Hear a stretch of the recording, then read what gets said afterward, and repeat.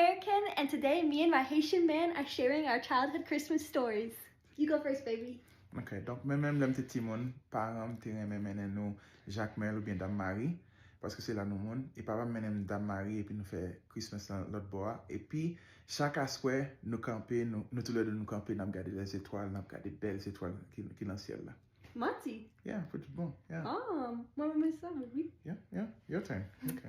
During my childhood, my family would get in the car and drive up 3 hours to the very snowy mountains where my grandparents lived, along with some other family members who joined us.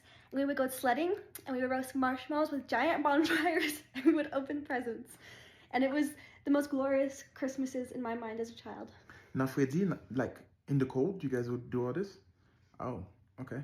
Okay. And we would eat hot dogs over the fire too. Oh, that's cute. Moi, j'aime ça. Yeah. Vous aimez ça? Yeah, moi, j'aime ça en fait.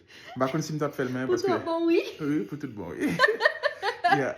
Donc, par contre, si je fais avec Freddy, but yeah, I would like to maybe try that with you. Yeah? Yeah. I need a code though.